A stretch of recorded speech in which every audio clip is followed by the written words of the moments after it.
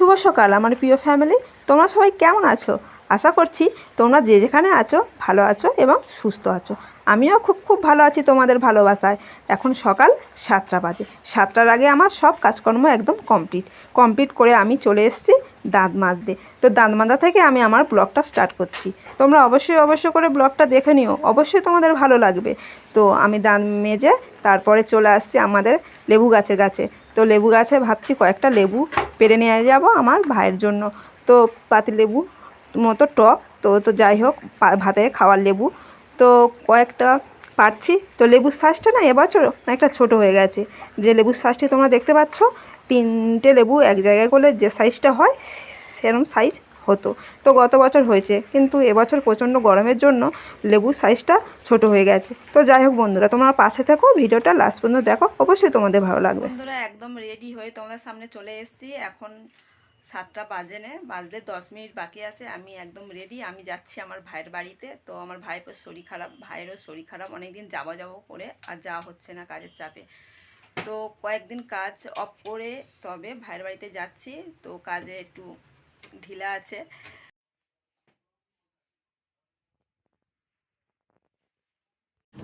শেষমেশ বন্ধুরা নন্দায়ের সাথে বেরিয়ে পড়লাম বাইকে করে। কথা ছিল বাসে যাওয়ার, একাই গেলে বাসে যেতাম। তো ওই রাস্তা, যে রাস্তা আমার বাপের বাড়ি, সেই রাস্তার দিকে আমার নন্দাই কাজ করে এক নার্সিংহোমটার নাম মা দুর্গা নার্সিংহোম। তো যাই হোক, নন্দাই বলল, বৌদি ভাই তোমাকে আর বাসে যেতে হবে না, আমি তো ওই রাস্তায় যাব, তাহলে আমার সাথে চলো। তো যাই হোক, মাঝ রাস্তায় তেল শেষ হয়ে গেল, তেল নেওয়া হলো। তো বাপের বাড়ি বাজারে লেবে পড়লাম। ভাবলাম বাড়িতে তো ভাইয়ের শরীর খারাপ, তো ফল নিয়ে যাই। তো লাল লাল লিচু দেখতে পেলাম, লিচু নিলাম, একটা তরমুজ নিয়েছি আর আম নিলাম। তো যাই হোক, সঙ্গে করে মাছ নিয়ে এসেছিলাম বাড়ি থেকে।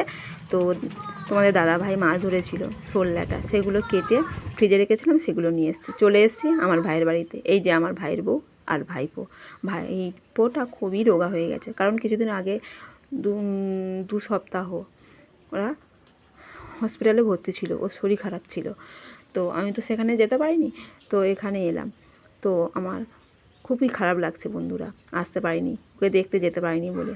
তো যাই হোক বন্ধুরা, আমার স্বপ্নটা এতদিন পর পূরণ হলো, বাপের বাড়ি এসে ভাইপোকে দেখতে এসে। তো অনেক দিন পরে এসেছি বাপের বাড়িতে, তো এত ভালো লাগছে না, তো অনেক দিন পরে এলাম। তো যাই হোক, সাথে তো দাদা ভাই আসেনি, আমি একা এসেছি। তো দুদিন থেকে শনিবার সকালে বেরিয়ে পড়ব। তো এই দিকে দেখো, আমার ভাইয়ের বউ রান্নাবান্না কমপ্লিট করে ফেলেছে। তো অনেক রকমের তরকারি করেছে, ভাজাভুজি তো করেছে। তো দেখো, খেতে বসে গেছি। খেতে বসে জানো তো বন্ধুরা, মায়ের কথা মনে পড়ছে। মা যদি থাকতো কত না ভালো লাগতো। তো যাই হোক বন্ধুরা, ভাইয়ের বউ আমার খুবই খেয়াল রাখে, ফোন করে সব সময় আসার জন্য, আমি শুধু আসতে পারি না। তো যাই হোক বন্ধুরা, ভাইপোর শরীর খারাপ শুনে অনেক দিন পর এলাম। তো যাই হোক, এটা আমার জন্মভূমি বলবো না, এখানে আমি মানুষ হয়েছি ছোটোবেলা থেকে। মা আমাকে খুবই আদর যত্ন করে মানুষ করেছে। তো যাই হোক, এটাই আমার জন্মভূমি। তো শেষমেশ খাওয়া দাওয়াতে বসে পড়লাম। তো বন্ধুরা খেতে বসেছি, এখন 12:30 বাজে।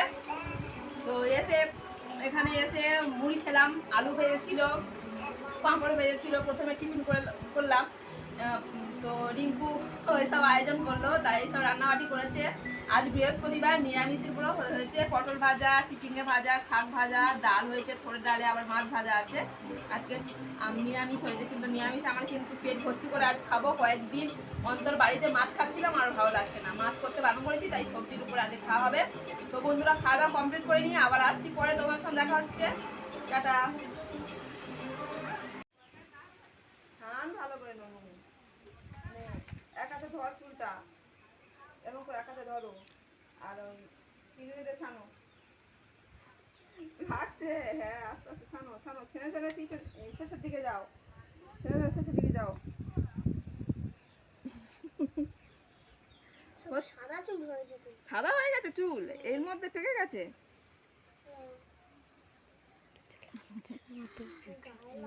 আমার ভাইপো চুল আঁচড়ে দিচ্ছে আমার, দেখো পারবে?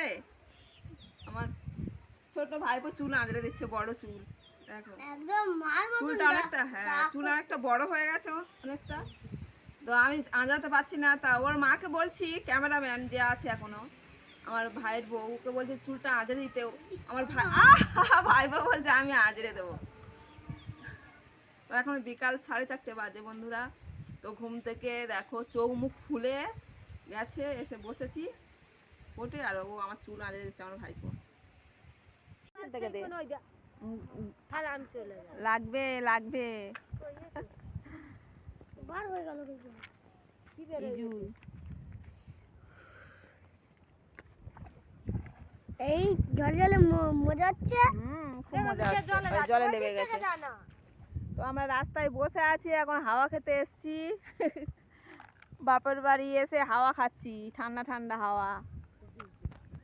আর এদিকে মাঠ ঘাট জল আছে, সেই দিকে তেমনই জল জমে নেই, এটা উঁচু জায়গা বলে জল জমে। আমাদের ওই সাইডে নিচু জায়গা, জল জমে গেছে, এই সাদা হয়ে আছে পুরো, জল জমে মানে 1 হাঁটু জল জমে গেছে। এদিকে তো সবুজ হয়ে আছে ঘাসে।